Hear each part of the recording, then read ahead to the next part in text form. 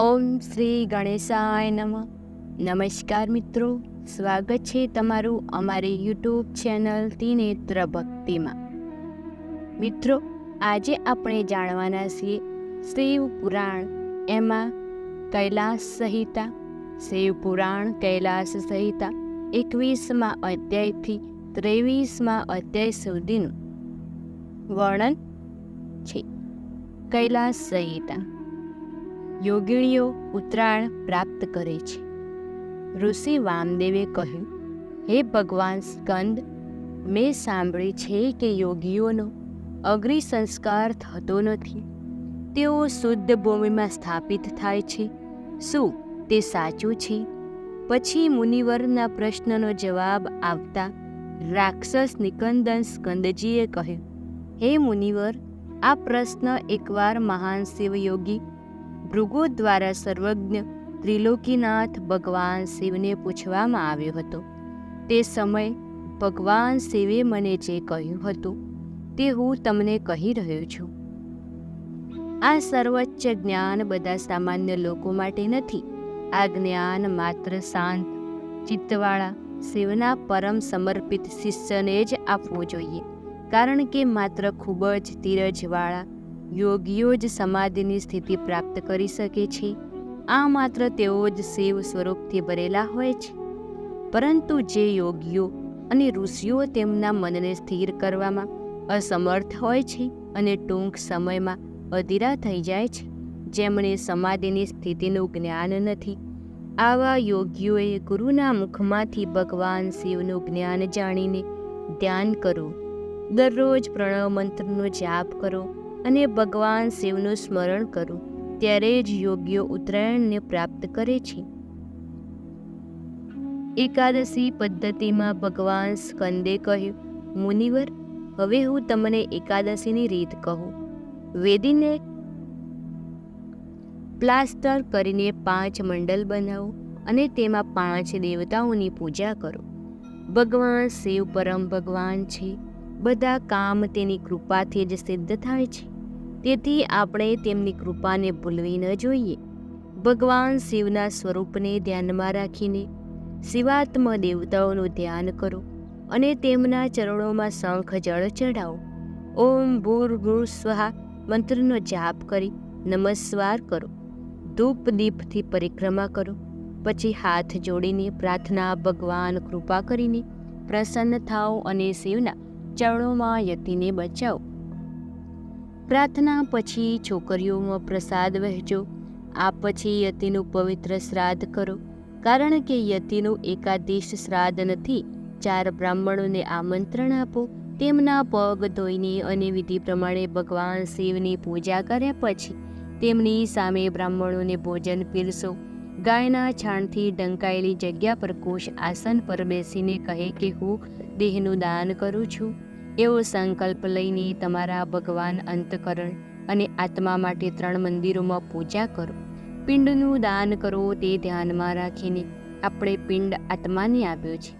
કુશમાંથી પાણી છાંટીને પ્રદક્ષિણા અને નમસ્કાર કરો. તે પછી બ્રાહ્મણોને દક્ષિણા આપો. આ કર્યા પછી નારાયણની રક્ષા અને યજ્ઞ માટે શ્રી હરિવિષ્ણુની પૂજા કરો. છેલ્લે વેદ અને શાસ્ત્ર જાણનાર 12 બ્રાહ્મણોને સુગંધ, અક્ષત અને પુષ્પોથી પૂજે અને પ્રાર્થના કરો. કુશ આસન પર પ્રવાહી મિશ્રણનો ભોગ લગાવો. ઋષિ વામદેવ તે તમને 11મી આ પદ્ધતિ કહી છે. એમાં શિષ્ય વર્ગનું વર્ણન. સ્કંદદેવ બોલ્યા, વામદેવ ઋષિ, 12મ દિવસે સવારે ઉઠીને સ્નાન વગેરે કરીને ભગવાન શિવની પૂજા કરવી. બ્રાહ્મણોને આમંત્રિત કરીને બપોરે ભોજન કરાવો. ગુરુની પૂજા કરવાનો મનમાં સંકલ્પ કરો. ગુરુના ચરણ ધોયા પછી તેમને આસન પર બેસાડો અને કુશ અને ધૂપથી તેની પૂજા કરો. મંત્રનો જાપ કરતી વખતે ગુરુને વંદન કરો અને અક્ષત ચડાવો. બ્રાહ્મણોને ભોજન કરાવો અને તેમને આસન પર બેસાડો. ત્યારબાદ તાંબુલ, છત્ર, પાકુંદા, પંખો, ચૌકી અને વેણુદંડને દક્ષિણા આપ્યા બાદ તેની પ્રદક્ષિણા કરો અને નમસ્કાર કરો. તેમના ચરણ સ્પર્શ કરીને અને આશીર્વાદ મેળવ્યા બાદ તેમને વિદાય આપો. અન્ય મહેમાનો અને નિરાધાર અનાથોને ભોજન આપો. તેવી જ રીતે દર વર્ષ ગુરુની પૂજા કરવાથી વ્યક્તિ ચોક્કસપણે શિવલોકની પ્રાપ્તિ કરે છે. પૂજા ગુરુનું મુનિવર વૈશંપાયન, પાયલ, જૈમિની અને સમંતુ નામના 4 મહાન ઋષિઓએ તેજસ્વી વ્યાસના શિષ્યો છે. વામદેવ, અગસ્ત્ય, પુલુત્સ્ય અને ક્રોતૃ, યોગીવર, સંતકુમાર જેવા નિષ્યુને આ તમામ ઋષિઓ ભગવાન શિવના અદ્ભુત અને પ્રખર ભક્તો છે. તેમણે જ પંચમહાભૂતોના આધારે અમૃતવેદના સિદ્ધાંતોને અંતિમ નિશ્ચય કર્યો છે. મોહભંગ કરનાર, જ્ઞાનદાયક અને સંતોષકારક છે, જે જગતનું કલ્યાણ કરે છે, લક્ષ્મી આપે છે. ત્રિલોકીનાથ, કલ્યાણ કરતા ભગવાન શિવનું હંમેશા ધ્યાન અને સ્મરણ કરવાથી યોગીઓ શિવ જેવા બની જાય છે. બ્રહ્મા, વિષ્ણુ, મહેશ શિવની ઉપાસના અને ધ્યાન કરવાથી મનુષ્ય મોક્ષ પ્રાપ્ત કરે છે. તેમની તમામ મનોકામનાઓ પૂર્ણ થાય છે. કલ્યાણકારી દેવતા મહાદેવજીની ઉપાસનાથી સર્વ દુઃખોનો નાશ થાય છે અને સુખ, આનંદ અને મોક્ષ મળે છે. આ રીતે ભગવાન વામદેવને ઉપદેશ આપીને તેમની પૂજા કર્યા પછી સ્કંદદેવ તેમના માતા પિતાને યાદ કરીને કૈલાસ પર્વત પર ગયા. પછી મુનિવર વામદેવ પણ ભગવાન સ્કંદની પાછળ ચાલીને કૈલાસ ગયા. ત્યાં પહોંચ્યા પછી વામદેવ મુનિએ ભગવાન શિવ અને પાર્વતીના ચરણોમાં માથું નમાવ્યું. પછી તેમની સામે પૃથ્વી પર સૂઈને તેમને તેમના પ્રિય ભગવાન શિવ અને દેવી પાર્વતીની સ્તુતિ કરી તેમનું માથું નમાવીને કહ્યું. તે પછી ભગવાન શિવ અને માતા પાર્વતીના આશીર્વાદ મળ્યા. પછી તેઓ ત્યાં રહેવા લાગ્યા. આ રીતે ઓમકાર મહેશ્વરનો અર્થ જાણ્યા પછી અને આ પરમ જ્ઞાન પ્રાપ્ત કર્યા પછી તમારે હંમેશા ભગવાનના ચરણોનું સ્મરણ કરવું જોઈએ. તે પરોપકારી સેવ, ભક્તિ અને મોક્ષ આપનાર છે. હે ઋષિ, મેં તમને બધું કહ્યું. એમ કહીને તે બદ્રિકાશ્રમ ગયો. કૈલાસ સંહિતામાં પ્રકરણ નંબર 1. વ્યાસજી અને સૌનકજી વચ્ચે જે વાતચીત કરવામાં આવી હતી. હું દેવી પાર્વતી અને ભગવાન શિવ, ભગવાન જેઓ તેમના સભ્યો અને પુત્રો સાથે મુખ્ય પ્રકૃતિ અને માણસની રચના, જાળવણી અને વિનાશ માટે જવાબદાર છે, તેઓને મારી વારંવાર પ્રણામ અર્પણ કરું છું. ઋષિઓએ કહ્યું, હે મહાન ઋષિ, તમે કૃપા કરીને અમને ઉમા સંહિતા સંભળાવી. હવે કૃપા કરીને અમારા પર કૃપા કરો અને અમને સૌથી દેવી અને લાભદાયી કૈલાસ સંહિતાનો પાઠ કરો, જે શિવ તત્વને વધારે છે. પછી ઋષિમુનિઓ પ્રાર્થના સાંભળીને વ્યાસજીએ કહ્યું, ઋષિઓ, એકવાર હિમાલયમાં રહેતા ઋષિમુનિઓ કાશીપુરી જવાનો વિચાર કર્યો અને ત્યાં વિશ્વેશ્વરના દર્શન કરવા પહોંચ્યા. કાશી પહોંચ્યા પછી તેમણે મણિકર્ણિકા અને ગંગાજીમાં સ્નાન કર્યું. ત્યારબાદ શત્રુદ્રિય મંત્રથી ભગવાન શિવની સ્તુતિ કરી. તે જ સમયે સુતજી પણ પંચકોશીના દર્શનથી ઈચ્છા સાથે ત્યાં પહોંચી ગયા. સુતજીએ ત્યાં જોઈને ઋષિમુનિઓને તેમને વંદન કર્યા અને કહ્યું, હે મહાભાગ સુતજી, તમે શિવના પરમ ભક્ત અને જ્ઞાનના સાગર છો. પુરાણોની કથા તમારા હૃદયમાં હાજર છે. તમે પરમ ગુરુ છો. તમે બધા તમારા મુખેથી આવતી મીઠી વાર્તા સાંભળવા માગીએ છીએ. કૃપા કરીને અમારા પર કૃપા કરો. અમને દેવાધિદેવ ભગવાન શિવનું પરમ જ્ઞાન જણાવો. ઋષિઓની આ પ્રાર્થના સાંભળીને સુતજીએ કહ્યું, હે ઋષિ સ્વરોચિતા, મનુએ નૈમિષારણ્ય ખાતે તપસ્વી ઋષિઓ સાથે સિદ્ધિ પ્રદાન કરવા યજ્ઞ કર્યો હતો. આ યજ્ઞ 1000 વર્ષ સુધી ચાલ્યો. તે પછી ભગવાન શિવને યાદ કરીને તેમણે શિવની ભક્તિમાં ભસ્મ અને રુદ્રાક્ષ ધારણ કર્યા. પછી ત્યારે ઋષિ વેદવ્યાસ ત્યાં આવ્યા. ઋષિઓએ તેમને આસન પર બેસાડ્યા. પછી તેઓ પૂછવા લાગ્યા, મને કહો કે આ જ્ઞાન કરવાનો તમારો હેતુ શું છે? વ્યાસજીનો પ્રશ્ન સાંભળીને નૈમિષારણ્ય પુત્ર તેજસ્વી પરાશર બોલ્યા, હે દયાના સાગર, આ અદ્ભુત મહાયજ્ઞનું અનુષ્ઠાન કરવાનું કારણ ઓમકારનો અર્થ જણાવવાનો છે. આપણે ભગવાન શિવના સ્વભાવને જાણવા અને સમજવા માંગીએ છીએ અને એ બધા તમારી પાસે શરણ માટે આવ્યા છીએ. ચાલો આપણે ઓછા બુદ્ધિશાળી લોકોની શંકા દૂર કરીએ અને આપણે શિવનું જ્ઞાન પ્રદાન કરીને જીવનની નૌકાને સફર યાદમાં કરીએ. આપણી એક જ ઈચ્છા છે કે શિવ તત્વ જાણવાની. પરાશરના પુત્રને ઋષિઓ સાથે મળીને કરેલી આ પ્રાર્થના સાંભળીને મહામુનિ વ્યાસજી પ્રસન્ન થયા અને મનમાં પાર્વતીની સાથે ભગવાન શિવને ઓમકાર સ્વરૂપમય યાદ કરીને બોલવા લાગ્યા. કૈલાસ સંહિતામાં પાઠ નંબર 2. ભગવાન શિવને પાર્વતીનો પ્રણય પ્રશ્ન કર્યો. વ્યાસજીએ કહ્યું, હે ઋષિ, ભગવાન શિવનું વાસ્તવિક જ્ઞાન જ પ્રણવના અર્થને પ્રકાશિત કરે છે. ભગવાન શિવનું આ જ્ઞાન તેમને જ પ્રાપ્ત થાય છે. તેમને ભગવાન શિવની વિશેષ કૃપા હોય છે. પ્રાચીન સમયમાં દક્ષાયણી સતીએ પોતાના પતિ ભગવાન શિવની નિંદા સાંભળીને પોતાના શરીરનો ત્યાગ કર્યો હતો. તેમનો જન્મ હિમાલયના ઘરે થયો હતો. દેવર્ષિ નારદની પ્રેરણાથી તેમણે ભગવાન શિવની તપસ્યા કરી અને તેમને પ્રસન્ન કર્યા અને તેમને તેમના પતિ તરીકે પ્રાપ્ત કર્યા. એક દિવસ ભગવાન શિવ કૈલાસ પર્વત પર દેવી પાર્વતી સાથે બેઠા હતા. દેવી પાર્વતીએ ભગવાન શિવને કહ્યું, ભગવાન, કૃપા કરીને મને મંત્ર દીક્ષા આપીને શુદ્ધ સાર આપો.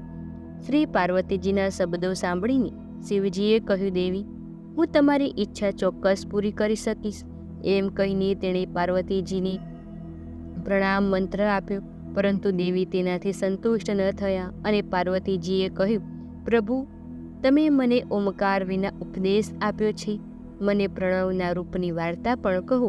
એના અવકાશ, કલા અને પંચ પરિણામથી વિશે પણ વિગતવાર જણાવો. આ પ્રણવની પૂજા કેવી રીતે અને ક્યાં થાય છે? કૃપા કરીને પદ્ધતિ, તેની વિધિનું સ્થાન ને તેમાંથી મેળવેલ પરિણામો વિશે મારા જ્ઞાનમાં વધારો કરો. માલિક, કૃપા કરીને મને આ તત્વની વાફેક કરીને મારા જ્ઞાનમાં વધારો કરો. દેવી પાર્વતીની આ નમ્ર પ્રાર્થના સાંભળીને ભગવાન શિવ તેમને પ્રણવની સંપૂર્ણ વાર્તા કહેવા સંમત થયા. પ્રકરણ નંબર 3.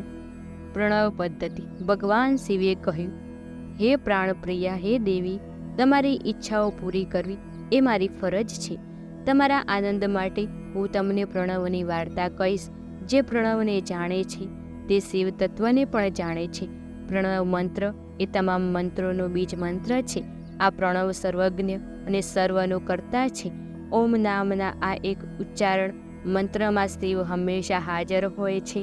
આ જગતની બધી વસ્તુઓમાં સુદૃઢ હોવા છતાં સ્થિર અને જડ દેખાય છે. આ પ્રણવનો અર્થ છે. આ ઓમ મંત્ર તમામ અર્થનો સાધક છે. આ આકાર પ્રણવમાંથી શિવ એટલે હું આ જગતનો પ્રથમ સર્જક છું. એ જ શિવનું સ્વરૂપ છે. પ્રણવ એ શિવનું સ્વરૂપ છે. હું બ્રહ્મર્ષિ અને એકાશાક સ્વરૂપ છું. પ્રણવ આ જગતની દરેક વસ્તુઓ કરતા છે. માત્ર મુમુક્ષ જ આ નિકારક પરમાત્માને જાણી અને સમજી શકે છે. પ્રણવ મંત્ર તમામ મંત્રોમાં શ્રેષ્ઠ છે અને તેને શિવના રત્ન માનવામાં આવે છે. આ તે ઓમકાર એ છે. હું કાશીમાં પોતાના જીવનનું બલિદાન આપું છું. આને જાણે છે, અંતિમ સફળતા પ્રાપ્ત કરે છે. આ પવિત્ર ઓમકાર મંત્રને પ્રણવ સ્વરૂપે પ્રાપ્ત કરવા માટે સૌ પ્રથમ કલાને બચાવો. જેઓ આકાર સ્વરૂપ પ્રાપ્ત કરી ચૂક્યા છે તેઓએ નિર્વિધ કાલ પ્રાપ્ત કરવા માટે યોજના બનાવવી જોઈએ. તે પછી ઉકારમાં બળતણ બચાવવા, મકરમાં કાલ કરવા, નાદમાં શિક્ષા અને બિંદુમાં ઈશ્વર કલાના ઉપાય કરો. આ રીતે પંચવર્ણીય પ્રણવનો ઉદ્ધાર થાય છે. આ ત્રણેય માતૃઓ અને બિંદુનાદનો જાપ કરવાથી જીવો મુક્તિ અને મોક્ષ પ્રાપ્ત થાય છે. આ મંત્ર દરેકના હૃદયમાં પ્રાણ શક્તિ બનીને જીવનદાન પ્રદાન કરે છે. પછી આ ઓમ બને છે. આ ઓમનું વર્ણન વેદોમાં પણ છે અને હું આ ઓમકાર છું. બ્રહ્મા તેના આકારના રજોગુણથી, ઉકારમાંથી પ્રકૃતિ, સત્ય ગુણમાંથી જગતના પાલનહાર શ્રીહરિ, મકરમાંથી પુરુષ અને તમોગુણમાંથી પાપનો નાશ કરનારા શિવનો જન્મ થયો છે. તે પછી સાક્ષાત મહેશ્વર જે બિંદુના રૂપમાં અને અવાજના રૂપમાં છે તે દેખાય છે. તે દરેકને આશીર્વાદ આપનાર છે. તેથી જ્યારે પણ તમે શાંત ચિંતે ધ્યાન કરો ત્યારે શિવને નારદ સ્વરૂપે યાદ કરો. તે મંગળનું સાચું સ્વરૂપ છે. આ શિવ પોતે સર્વજ્ઞ, સત્ય કરતા, સર્વજ્ઞ, શુદ્ધ, અવિનાશી, અદ્વૈત અને સર્વોપરી છે. તેઓ વ્યાપક અને સર્વત્ર સ્થિત છે. તે સદ, વામદેવ, ગોર, પુરુષ અને એશાન નામના બ્રહ્માના સ્વરૂપોનું સ્મરણ કરો. આ મારી મૂર્તિ છે. આ પ્રણવ મંત્રની ઉપતિ અને પદ્ધતિ છે. પ્રકરણ નંબર 4. સંન્યાસીનો શિષ્ટાચાર. ભગવાન શિવે કહ્યું, હે દેવી પાર્વતી, હવે હું તમને સંન્યાસ અને આહ્નિક ક્રમ વિશે કહું. સૌથી પહેલાં બ્રહ્મ મુહૂર્તમાં સવારે ઉઠો અને તમારા આરાધ્ય ગુરુના ચરણોનું સ્મરણ કરો અને તેમના સુંદર સ્વરૂપને નમસ્કાર કરો. હાથ જોડીને તેને આજીજી કરી કહે, હે પ્રભુ, હું સવારથી રાત સુધી જે પણ કામ કરું છું તેમાં તમારી પ્રેરણા સામેલ છે. તે જ મને દરેક મુશ્કેલ કાર્ય કરવા માટે શક્તિ અને ક્ષમતા આપે છે. તમે જ છો જે મને કોઈ પણ કામ કરવાની શક્તિ આપો છો. અમે તમારી પૂજા કરીએ છીએ. કૃપા કરીને અમારી પૂજા તમે સ્વીકારો. એમ કહીને ગુરુની અનુમતિ લઈને આસન પર બેસો. આસન પર બેસીને પ્રાણાયામ કરો. આસનમાં ધ્યાન કરો અને 6 ચક્રોનું સ્મરણ કરતી વખતે જે ચક્રોની મધ્યમાં મારા સચ્ચિદાનંદ નિર્ગુણ બ્રહ્મા અને અન્મય રુદ્ર શિવનો વિચાર કરો. પછી ધ્યાન અને ઉપાસનામાંથી નિવૃત્ત થયા પછી જ તમારા અન્ય કાર્ય કરવાનું શરૂ કરો. સૌ પ્રથમ ઉઠીને દેવાધિદેવ સર્વ ઈશ્વર ધ્યાન કરો. ભક્તિ મુક્તિ આપે છે, માટે ધ્યાન કર્યા પછી જ અન્ય કામ કરવા જોઈએ. પછી તમારી દૈનિક પ્રવૃત્તિઓ વિશે જાણો. સ્નાન કર્યા પછી ગુરુએ આપેલી પદ્ધતિ મુજબ ફરીથી પંચાક્ષરી મંત્રોનો જાપ કરો. મનમાં ઓમકાર ધ્યાન કરતી વખતે 3 વખત અર્ધ્ય ચડાવો. તે પછી ઓમ નમઃ શિવાય મંત્રનો 108 વાર જાપ કરો અને 12 વાર પ્રસાદ ચડાવો. પછી 3 વખત આચમન અને પ્રાણાયામ કરો. પૂજા સ્થળ પર જતી વખતે મૌનથી જાઓ અને હાથ પગ ધોઈ લો. પ્રવેશ કરતી વખતે જમણો પગ ફક્ત આગળ રાખો. 5મું પ્રકરણ. સંન્યાસ મંડળની પદ્ધતિ. ભગવાને કહ્યું, પૂજા સ્થાનમાં પ્રવેશ્યા પછી તે સ્થાનની માટીને ઢાંકી દો. ચોરસ તરીકે 4 કપડાની કલ્પના કરો. તેને લાલ પાત્રા જેટલા લાંબા 13 સમાન ભાગોમાં વહેંચો. ચોથા વર્તુળમાં પશ્ચિમ તરફ મુખ કરીને બેસો. પૂર્વમાં સૂત્ર લઈને દક્ષિણ અને ઉત્તરના ક્રમમાં 14 સૂત્ર ફેલાવ. આ રીતે 169 ખૂણા હશે. આ ખૂણાઓ વચ્ચે કોર્પસ્કલની મધ્યમાં એક રેડિકલ છે. ત્યાર પછી પાઠી સદીને સફેદ, પીળી, કાળી, લાલ રંગની બનાવો. કણિકામાં પ્રણવના અર્થનું વર્ણન કરતા મંત્રો લખો. તેની ઉપર અમરેશ, મધ્યમાં મહાકાલ અને તેના માથા પાસે દંડ લખો. તેની પછી ભગવાનનું નામ લખો. પછી સિંહાસનને શ્યામ એટલે કે કાળા રંગમાં અને શ્રીકાંતને પીળા રંગમાં રંગાવો અને અમરેશલને લાલ અને મહાકાલને કાળો રંગ આપો. સફેદ રંગમાં ભગવાન લખો. સંધ્યા જ મંત્ર સાથે આવા લાલ સાધનનું દાન કરો. પછી નાદ સાથે ઈશાનને ઘુસાડ્યા પછી અગ્રિકર્મ સાથે બ્રહ્મ પંક્તિ આપનારો 4 ખૂણાઓને સફેદ અને લાલ મેટાલિક પેઇન્ટથી પેઇન્ટ કરીને 4 દરવાજા બનાવો. આ દરવાજાની આસપાસ પીળો રંગ હોવો જોઈએ નહીં.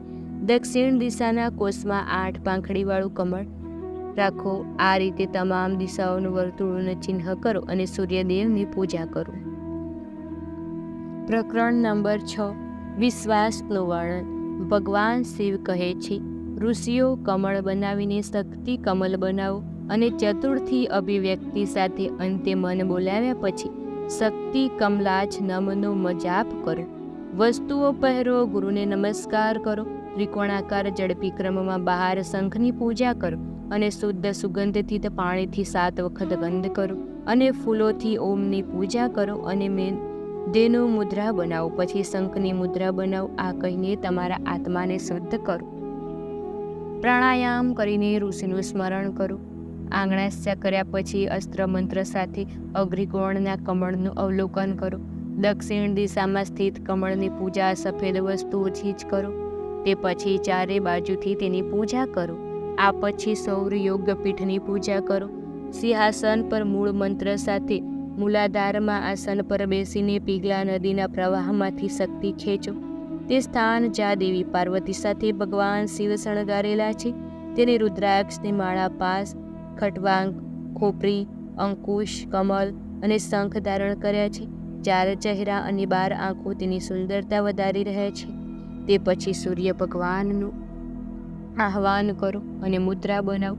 ત્યારબાદ બીજ મંત્રો સાથે આંગણાસ કરો. અગ્નિ, ભગવાન રક્ષ અને વસુની 4 મૂર્તિઓ બનાવો અને તેમની પૂજા કરો. મૂળ કમળ સમૂહમાંથી પૂર્વથી ઉત્તર તરફ અનુક્રમે સૂર્ય, બ્રહ્મા, વિષ્ણુ, મહેશ અને ઈશાનને આદિત્ય, ભાસ્કર, ભાનુ અને રવિના નામથી પૂજે છે. પછી શિવની ભક્તિમાં વ્યસ્ત રહો, તેમનું સ્મરણ કરો અને ભસ્મ ધારણ કરો. તે પછી નમ્રતાપૂર્વક પંચોપચારથી ગુરુની પૂજા કરો અને તેમને વંદન કરો. પદ્ધતિ મુજબ પૂજાને આગળ વધારતી વખતે ઈશાન પર વિશ્વાસ કરો અને પંચકલાના ક્રમમાં સદોજાતની કલ્પના કરો. આ રીતે પ્રણવ સંન્યાસ કરીને દેવાધિદેવ મહાદેવ પરમાત્મા વિશે બધો અને હંસન્યાસ કરો. શિવજી બોલ્યા. પ્રકરણ નંબર 7. શિવ ધ્યાન અને પૂજા. શિવજી બોલ્યા, મુનીશ્વરો, તમારી ડાબી બાજુ એક ચોરસ વર્તુળ બનાવો અને ઓમની પૂજા કરો. અસ્ત્ર મંત્રથી ઓમનો શણગાર કરો. તેવી જ રીતે પ્રણવની પૂજા કરો અને ચંદન, ધૂપ અને સુગંધિત પાણીથી પૂર્ણ કરો. તેની આગળ શંખ મુદ્રા, અર્ધ ચંદ્ર, ચતુર્ભુજ, ત્રિકોણ મુદ્રા અને ષટકોણ મુદ્રા વગેરે સ્થાપિત કરો. ત્યાર પછી સુગંધ અને ફૂલ વગેરેથી ઓમકારની પૂજા કરો અને તેની પવિત્ર ગંગાજળથી ભરી દો. ગુરુ દ્વારા સૂચવવામાં આવેલી પદ્ધતિ મુજબ ગુરુમૂર્તિની સ્થાપના કરો. ગુરુભ્યો નમઃ મંત્રનો જાપ કરતી વખતે ગુરુની પ્રદક્ષિણા લો. ગુરુને આપેલી દીક્ષા પર બેસીને ધ્યાન કરો. ત્યારબાદ સ્થાપિત મૂર્તિઓમાં દેવતાઓનું આહ્વાન કરવું.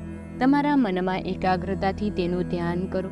ભગવાન ગણેશને 16 સાથે પૂજા કર્યા પછી એમને ફળ અને ફૂલોની માળા ચડાવો. નમસ્કાર કર્યા પછી ગગનેય મંડળાયમાં સ્કંદની પૂજા કરો અને સૂર્ય અને ચંદ્રનું ધ્યાન કરો. કમળના આસન પર સુંદર સફેદ ફૂલ ચડાવો અને ચતુર્થી અભિવ્યક્તિના અંતે ઓમકાર સાથે નમ કરો. ઈશાન વગેરે મંત્રોના પાઠ કરતી વખતે 5 બ્રાહ્મણોની પૂજા કરો. આ પછી ગૌરીની પૂજા કરો. આ રીતે જ કોઈ મારી અને દેવી પાર્વતીની શાસ્ત્રીય આરાધના કરીને, અમે ધ્યાન કરીને, શંખના પાણીને સ્નાન કરીને અને ઓમકાર દ્વારા મોક્ષની પ્રાપ્તિ કરે છે, પરમ સફળતા પ્રાપ્ત થાય છે. એમની તમામ મનોકામનાઓ પૂર્ણ થાય છે અને ઈચ્છિત પરિણામ પ્રાપ્ત થાય છે. તેમના માટે મોક્ષ પણ દુર્લભ છે. પ્રકરણ નંબર 8.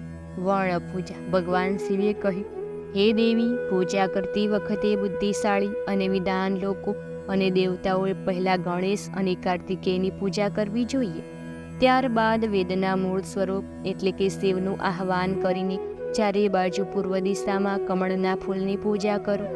આવો રાજનમ મંત્રનો જાપ કરતી વખતે રીવા સાથે રુદ્રની પૂજા કરો. પછી કનિકા દલાસને અપીલ કરો. પૂર્વમાં શિવ દક્ષિણા, હર ઉત્તરમાં શિવ અને પશ્ચિમમાં ભવની પૂજા કરો. ઓમ રણ, ઓમ પાન, ઓમ જ્ઞા, ઓમ લા, અર્પણ, પૂર્ણવ, અન્ન, મૂમ, ઓમ વાહ, ઓમ સાહ અને વેદના આ 10 મંત્રો સાથે લોકપાલોની પૂજા કરો. ત્યારબાદ દક્ષિણ દિશામાં ઈશાન દેવી પૂજા કરો. 16 સાથે બ્રહ્મા અને વિષ્ણુની વિધિ વિધાન પ્રમાણે પૂજા કરો. પછી 5મા આવરણમાં ઓમકાર સ્વરૂપે ભગવાન શિવનું સ્મરણ અને ધ્યાન કરતી વખતે સાવિધી પૂજા કરો અને નૈવેદ્ય આપો અને અર્ધ આપો. આ પછી ભોજન સામગ્રી અને તાંબૂલ અર્પણ કરો. ત્યારબાદ નિરજદાની ક્રમમાં પૂજા કર્યા પછી શુદ્ધ હૃદયથી દેવી દેવતાઓનું ધ્યાન કરો અને 108 મંત્રોનો જાપ કરો. આ પછી પુષ્પાંજલિ અર્પણ કરતી વખતે દેવનાગીથી ઉપનિષદના 6 શ્લોકોના જાપ કરો, જે નારાયણી કહેવાય છે. પછી પરિક્રમણા કરો, પ્રણામ કરો. આસન પર બેસીને 8 વાર શિવના નામ જાપ કરો. આ બધી ક્રિયાઓ પૂર્ણ થયા પછી ત્રિલોકીનાથે શુભ ભગવાન શિવને પ્રાર્થના કરવી જોઈએ. હે ભગવાન, હે શિવ, શંભો, મારી તમામ ક્ષમતા અને નિષ્ઠાથી તમારી પૂજા અને ઉપાસના કરી છે એમ કહીને શંખ, જળ અને ફૂલ અર્પણ કરો. ત્યારબાદ અર્ધ ચઢાવો અને 8 વખત નામનો જાપ કરો. પ્રકરણ નંબર 9. શિવના ઘણા નામો અને ઓમકારો. હે દેવી, દેવાધિદેવ મહાદેવના મુખ્ય 8 નામ છે. શિવ, મહેશ્વર, રુદ્ર, પિતામહ, સંસાર, વેદ, સર્વજ્ઞ અને પરમાત્મા છે. આ 8 નામનો દરરોજ જાપ કરવો જોઈએ. શિવ, શંકર અને મહાદેવ આ બધા નામ સિવાયના સ્વરૂપે છે. પદવીઓથી વરદાન હોવાને કારણે શિવના અનેક નામ છે. તે શુદ્ધાત્મક છે. શિવના વિશાળ અને અગણિત ગુણોને કારણે તેમને ભગવાન કહેવાયા છે. 23 તત્વોની આગળ કૃતિ છે. અને કૃતિથી આગળ 25મો પુરુષ છે. આને વેદમાં વક્તા વાચકના અર્થમાં ઓમકાર કહે છે. વેદોમાં સ્વયંનું એકમાત્ર જાણી શકાય તેવું સ્વરૂપ ભગવાન છે, જે વેદાંતમાં સ્થાપિત છે. માણસ અને પ્રકૃતિ તેમના નિયંત્રણ હેઠળ છે. એ અવિનાશી માયાના સ્વામી અને ત્રિવિધ તત્વના રક્ષક છે. તે શિવ જ મોક્ષ પ્રદાન કરનાર અને દરેકના દુઃખ દૂર કરનાર છે. આ કારણે તેમનું નામ રુદ્ર રાખવામાં આવ્યું છે. આ રીતે ભગવાન શિવના મુખમાંથી વેદથી ભરેલા પવિત્ર સ્ત્રોતને સાંભળીને દેવી પાર્વતી તેમના હૃદયમાં ખૂબ જ પ્રસન્ન થયા અને તેમને ભગવાન શિવને વારંવાર હાથ જોડી પ્રણામ કરે. આ પ્રણામ અર્થગતિગુપ્ત છે અને સર્વજ્ઞ દુઃખોમાં નાશ કરનારા છે. વ્યાસજીએ આખી કથા પાવિપાકથી કહી, જે સાંભળીને બધા ઋષિમુનિઓ તેમની પૂજા કરી અને ખૂબ જ આદરપૂર્વક તેમનું સન્માન કર્યું. પછી પ્રસન્ન ઋષિઓ અનેક વિધિઓ કરી. પછી વ્યાસજી કૈલાસ પર્વત પર ગયા. ઋષિઓએ તેમના પ્રિય ભગવાન શિવનું ધ્યાન કરવાનું શરૂ કર્યું. દેવી પાર્વતીએ આ વાર્તા સ્કંદે નદીને સનંતકુમારજીને અને તેમને મહર્ષિ વેદવ્યાસજીએ સંભળાવી હતી. આટલું કહીને પ્રાચીન વિદ્વાન ગુરુ સુતજી ફરી પોતાની તીર્થયાત્રાએ નીકળી પડ્યા. પ્રકરણ નંબર 10. સુતોપદેશ વર્ણન. વ્યાસજીએ કહ્યું, ઋષિઓ. સુતજી ત્યાંથી ગયા પછી બધા ઋષિઓએ એકબીજાને કહ્યું, અમે વામદેવ છીએ, કંઈ પૂછ્યું નથી. ત્યારે ચિંતિત ઋષિએ કહ્યું, હવે એમના દર્શન ક્યારે થશે તે ખબર નથી. આ બધું વિચારીને ઋષિમુનિઓએ તેમના યોગ ઉપવાસના શરૂ કરી. સંવત્સર પછી સુતજી ફરી કાશી આવ્યા. બધા ઋષિઓ તેને ત્યાં જોઈને ખૂબ જ ખુશ થયા. તેઓ બધા સુતજીની પૂજા કરવા લાગ્યા.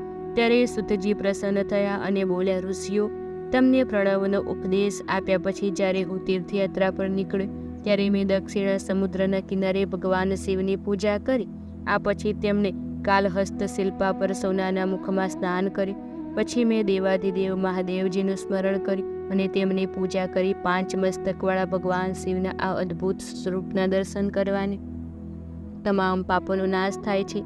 ભગવાન શિવની પૂજા કર્યા પછી મેં દક્ષિણ ભાગમાં સ્થિત દેવી પાર્વતીની પૂજા કરી. તે પછી તે 1000 વખત એટલે કે 108 વખત પંચાક્ષર વિધાનો જાપ કર્યો. પછી મેં તેમની પ્રદક્ષિણા કરી અને તેમનું અભિવાદન કર્યું.